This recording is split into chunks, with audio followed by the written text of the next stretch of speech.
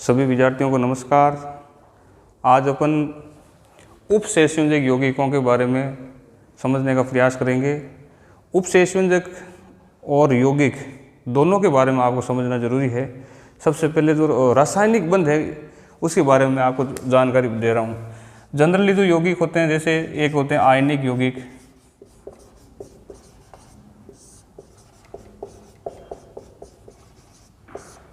एक होते हैं सहसंयोजक यौगिक,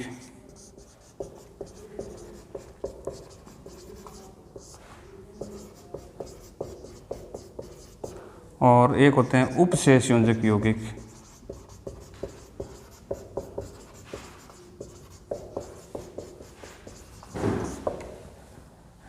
आयनिक यौगिक वो यौगिक होते हैं जिसके अंतर्गत आयनिक आबंध होता है। तो एक आयनिक आबंध क्या होता है, एक सहसंयोजक आबंध क्या होता है और उपसंयोजक आबंध क्या होता है, वो आपको समझ में आएगा। तभी ये उपसंयोजक यौगिकों के बारे में आपको पूरी डिटेल में आप लोगों को समझ में आएगा। तो सबसे पहले आयनिक यौगिकों के अंतर्गत ऐसे यौगिक जिसके अंतर्गत आयनिक आबंध होता है। अब बंध क्या होता है, रासायनिक आबंध। कोई भी जो परमाणु होता है उसका स्वतंत्र अस्तित्व नहीं होता है, तो वो इस इलेक्ट्रॉनों के आदान प्रदान के द्वारा या इलेक्ट्रॉनों के साझे के द्वारा दूसरे परमाणुओं के साथ में जिस आकर्षण बंध के द्वारा जुड़ते हैं वो उसका रासायनिक आबंध कहलाता है। रासायनिक जो आयनिक आबंध होता है ये एक धन विद्युतीय परमाणु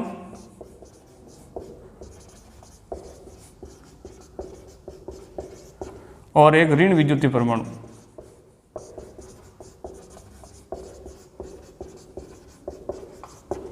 धन विद्युतीय परमाणु आवर्त सारणी में जो बाईं साइड के जो यौगिक होते हैं जिनकी विद्युत ऋणता जो तत्व होते हैं उनकी विद्युत ऋणता कम होती है, तो वो धन विद्युतीय आपके परमाणु कहलाते हैं। परमाणु और तत्व इन दोनों शब्दों में भी आपको समझना जरूरी है। पदार्थों का सूक्ष्मतम कण जो अविभाज्य होता है वो परमाणु कहलाता है। समान परमाणु से मिलकर बनी संरचना तत्व कहलाती है। तो इसमें आप कन्फ्यूजन नहीं हो। धन विद्युतीय परमाणु और ऋण विद्युतीय परमाणु, इनमें इलेक्ट्रॉनों के आदान प्रदान के द्वारा, यानी कि जो आयनिक आबंध होगा किन के बीच में बनेगा, धन विद्युतीय परमाणु और ऋण विद्युतीय परमाणुओं के मध्य। और इनमें भी इलेक्ट्रॉनों के आदान प्रदान द्वारा धन विद्युतीय परमाणु इलेक्ट्रॉन देगा और ऋण विद्युतीय परमाणु है वो इलेक्ट्रॉन ग्रहण करेगा। तो कोई भी जो आबंध बनता है वो इलेक्ट्रॉनों के कारण से आबंध बनता है, या तो इलेक्ट्रॉनों का आदान प्रदान होगा या इलेक्ट्रॉनों का साझा होता है। तो मेरे हिसाब से आयनिक यौगिक किसे कहते हैं वो मैंने आपको समझाया, जिसके अंतर्गत आयनिक आबंध होता है। आयनिक आबंध क्या होता है, धन विद्युतीय परमाणु और ऋण विद्युतीय परमाणुओं के मध्य बनता है और इसमें इलेक्ट्रॉनों का आदान प्रदान होता है। अब अपन बात कर रहे हैं सहसंयोजक यौगिक या कोवैलेंट कंपाउंड। ये सहसंयोजक यौगिकों के अंतर्गत सहसंयोजक आबंध होता है। सहसंयोजक आबंध किन परमाणुओं के बीच में बनता है, सहसंयोजक आबंध होता है आवर्त सारणी में जो राइट हैंड साइड में जो वर्ग होते हैं 13 में से लेकर के 18 में, वो ऋण विद्युतीय परमाणु होते हैं। तो ऋण विद्युतीय परमाणु के बीच में बनेगा। दो या दो से अधिक ऋण विद्युतीय परमाणु के मध्य इलेक्ट्रॉनों के साझे के द्वारा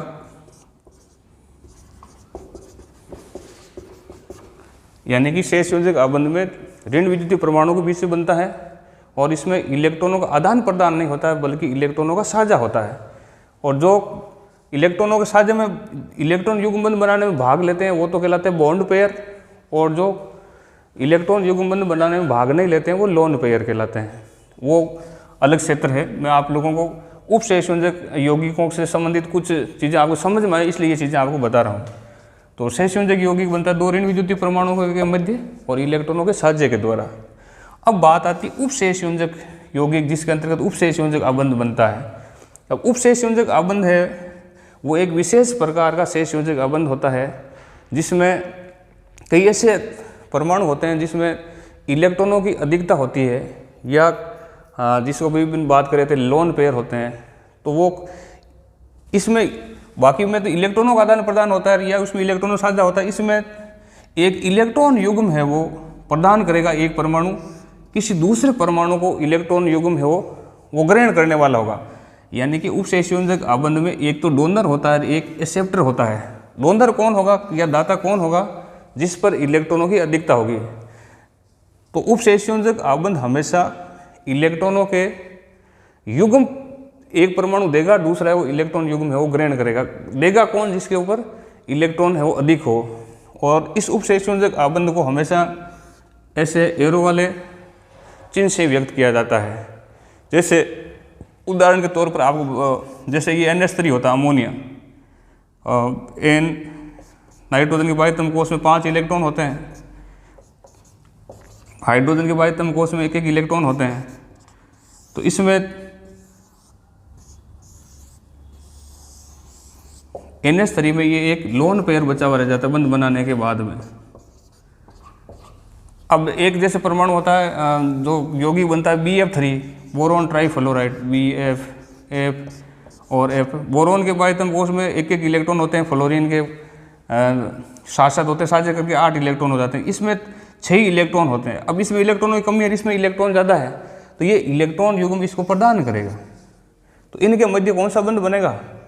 उपसंयोजक आबंध बनेगा। तो ऐसे यौगिक जिसके अंतर्गत उपसंयोजक यौगिक होते हैं, उपसंयोजक आबंध होता है, ऐसे यौगिक उपसंयोजक यौगिक कहलाते हैं। ये तो मैंने आपको सामान्य जानकारी बताई। अब इस चैप्टर के अंतर्गत जो BSc सेकेंड ईयर का जयनारायण व्यास विश्वविद्यालय के सिलेबस के अनुसार अपन जो समझने का प्रयास करेंगे, इसमें सबसे पहले तो अपन ये चीज़ पढ़ेंगे कि वर्नर सिद्धांत क्या होता है, फिर इसमें उपसंयोजक यौगिकों के नामकरण, आगे से आगे इस तरीके से समावेश होता है। ये और भी बहुत सी चीज़ें सिलेबस में है, क्रिस्टल फील्ड थ्योरी तक है, वो अपन समझने का प्रयास करेंगे। तो सबसे पहले यहाँ अपन आपको बात बता रहे थे यौगिक। अब यौगिक किसे कहते हैं? 2 या 2 से अधिक तत्वों के निश्चित अनुपात में संयोग से यौगिक का निर्माण होता है। अब यौगिकों को जनरली 3 कैटेगरियों में अपन बांटते हैं। साधारण यौगिक, या एक आपका होता है लवण। लवण को इंग्लिश में बोलते हैं साल्ट। अम्ल और क्षार क्रिया करके लवण का निर्माण करते हैं। तो साधारण यौगिक हैं, साधारण लवण के एक ही बात है, सिंपल साल्ट। दूसरे है द्विक लवण और उपसंयोजक यौगिक या जटिल लवण भी कह सकते हैं। या लवणों की बात करें तो 3 कैटेगरी में आते हैं। एक तो होता है साधारण लवण, एक होता है द्विक लवण, एक होता है आपके जटिल लवण। अब लवण किसे कहते हैं? यह आपने उदासीनीकरण अभिक्रिया पढ़ी होगी। जब अम्ल की अभिक्रिया किसी क्षार से करवाते हैं तो लवण और जल का निर्माण होता है। जैसे ये HCl है, ये एक अम्ल है, ये क्षार है NaOH, इसकी क्रिया होती है तो ये एक लवण बनता है और साथ में जल का निर्माण होता है। तो ये एक अम्ल है, ये एक क्षार है, इसकी क्रिया से एक लवण का निर्माण होता है। तो ऐसे ही कोई एक, अब सिंपल लवण या साधारण यौगिक किसे कहेंगे? ऐसे लवण जिनको अपन जल में डालने पर वो वापस से वो साधारण अम्ल या अम्ल और क्षार में आपके विभाजित हो जाता है। यानी प्रत्येक आयनों का ये व्यक्तिगत परीक्षण देता है, जैसे इसमें यानी पूर्णतः आयनित हो जाता है। ऐसे यौगिक क्या कहलाते हैं? साधारण यौगिक कहलाते हैं। यानी उसमें एक धनायन होगा और एक ऋणायन होगा। जैसे कितने अपन उदाहरण लें, जैसे NaCl, Na2SO4, AlCl3, CuSO4, ये सारे वो साधारण यौगिकों के, ये साधारण लवणों के उदाहरण है। इनको आप जल में डालेंगे तो हमेशा आयनित होंगे और इसमें एक धनायन होगा और एक ऋणायन होगा। यानी प्रत्येक आयनों का परीक्षण देते हैं। ऐसे तो आपके साधारण यौगिक या साधारण लवण कहलाते हैं। अब बात आती है द्विक लवण।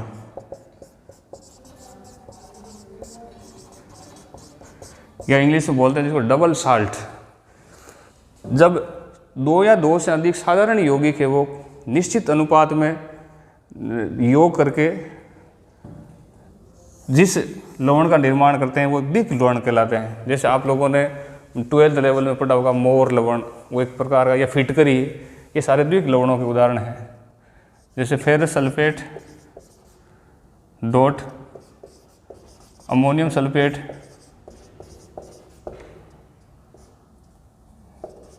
0.7H2, इसको अपन बोलते हैं मोहर लवण।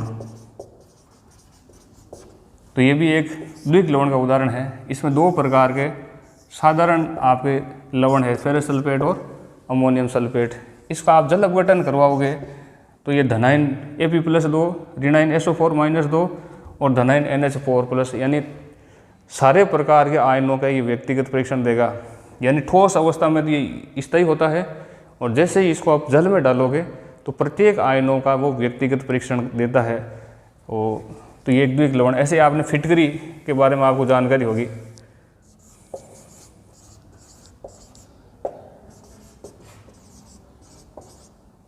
फिटकरियाँ भी कई प्रकार की होती है। जैसे साधारण जो फिटकरी है K2SO4.Al2SO4 का होल थ्राइस .24H2, जिसको अपन बोलते हैं साधारण फिटकरी। ऐसी क्रोम फिटकरी होती है। एक कॉर्नेलाइट होता है KCl.MgCl2.6H2। तो दो साधारण लवणों के सममोलर अनुपात में जिस यौगिकों का निर्माण होता है वो द्विक लवण कहलाते हैं। द्विक लवण क्रिस्टल अवस्था में स्थायी होते हैं और जलीय विलयन यानी जल में डालने पर ये प्रत्येक आयनों के परीक्षण देते हैं। तो वो द्विक लवणों के आप उदाहरण बता रहे थे। मोहर लवण हो गया, फिटकरी हो गई, कॉर्नेलाइट हो गया, ये द्विक लवण। ऐसे ही एक आपके संकुल लवण, संकुल लवण के हैं, ये इसी का दूसरा नाम होता है उपशेष योजक यौगिक। यानी दो या दो से अधिक साधारण लवणों के अनुपात में आप इनका इन दोनों का कंबाइंड, जैसे एक संकुल लवण हो गया और एक अभी अपन ले रहे थे द्विक लवण, इन दोनों के लिए कंबाइंड वर्ड है वो यूज में लिया जा सकता है योगशील यौगिक या एडिशन कंपाउंड। यानी कि एक तो साधारण यौगिक थे, ये साधारण लवण थे, और दो या दो से अधिक साधारण लवणों को आपस में मिला देते हैं तो आप योगशील यौगिक बनता है। योगशील यौगिकों को भी अपन दो कैटेगरियों में बांटते हैं, एक तो होता है द्विक लवण, एक होता है संकुल लवण। उसमें क्या डिफरेंस होता है वो भी अपन चर्चा करेंगे। तो जैसे मान लीजिए आपके फेरस सल्फेट और फेरिक साइनाइड या फेरस साइनाइड है,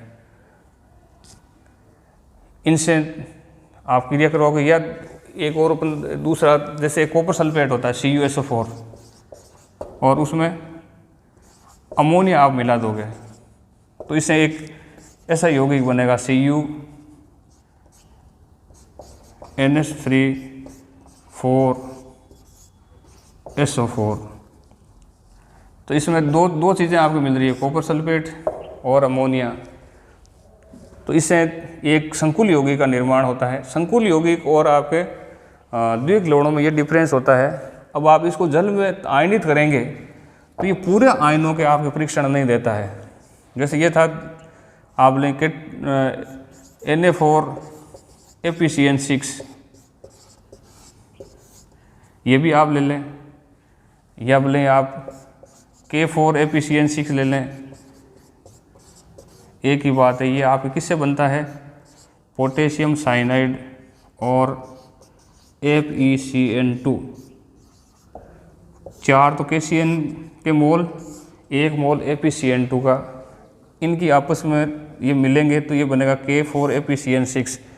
तो ये एक प्रकार का योगशील यौगिक है, लेकिन इसमें आप जल में डालोगे अपघटित होगा तो ये पोटेशियम, यानी किन किन से आयनों से बन रहा है? पोटेशियम धनायन है, ये K+ ऋणायन है, इसमें Cn-, इसमें Ap2+ धनायन और Cn- ये ऋणायन। यानी एक तो धनायन है पोटेशियम और फेरस, और ऋणायन है साइनाइड। अब संकुल और इसमें दोनों में डिफरेंस क्या है वो भी अभी अपन चर्चा करेंगे। संकुल जो लवण होते हैं वो प्रत्येक व्यक्तिगत आयनों का परीक्षण नहीं देगा। ठोस अवस्था में दिखता ही है ही, जलीय विलयन में भी वो पूरी तरीके से आयनों में नहीं टूटता है। जबकि द्विक लवण क्या होता है? ठोस अवस्था में तो आपको स्थायी होता है, और जैसे आप जल में डालोगे तो पूरे आयनों में आपका टूट जाता है। यानी कि विलयन अवस्था में स्थायी नहीं होता, ठोस अवस्था में स्थायी होता है।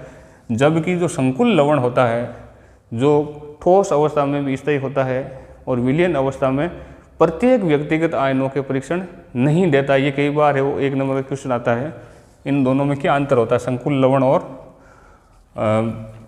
द्विक लवणों के अंतर्गत। तो आप लोगों के एक इसमें और डिफरेंस है, संकुल लवणों के अंतर्गत जो बंध होगा वो हमेशा उपशेष योजक आबंध होता है, जो आगे अपन चर्चा करेंगे। इसमें परिभाषिक शब्द लेंगे, एक लिगेंड होता है जो केंद्रीय परमाणु के साथ उपशेष योजक बंध के द्वारा बंधा रहता है, इसलिए तो संकुल लवणों का दूसरा नाम क्या होता है, उपशेष योजक यौगिक। और जो द्विक लवण होते हैं उसके अंतर्गत केवल आयनिक आबंध होता है, तो वो पानी में आप डालोगे या किसी विलयन में आप डालोगे तो धनायन और ऋणायन में आपके टूट जाता है। तो मेरे हिसाब से आप लोगों को आज के इस वीडियो लेक्चर में आपको ये समझाने का प्रयास किया था कि उपशेष योजक यौगिक क्या होता है। तो मेरे हिसाब से उपशेष योजक यौगिक वो होंगे जिसके अंतर्गत उपशेष योजक आबंध होता है। और यौगिक किसे कहते हैं, जब दो या दो से अधिक तत्व मिलकर के किसी संरचना का निर्माण करते हैं। अब उपशेष योजक आबंध कैसे बनता है वो मैंने आपको स्टार्टिंग में समझाया था। आगे जो वीडियो की सीरीज होगी उसमें अपन वर्नर सिद्धांत और इस टॉपिक से रिलेटेड जो है वो बातें, इसका नामकरण कैसे किया जाता है, समावयवता है, उसके बारे में अपन वो चर्चा करेंगे। मेरे हिसाब से आज जो आपको ये 3 प्रकार के अपन ने बांटा था, साधारण लवण, द्विक लवण और संकुल लवण। द्विक लवण और संकुल लवण में क्या अंतर होता है वो भी आपको समझाने का प्रयास किया। आप इसकी जो वीडियो सीरीज है वो कंटिन्यू देखते रहें। जो आपको PDF शेयर की गई है उसको आप निरंतर पढ़ते रहें। धन्यवाद।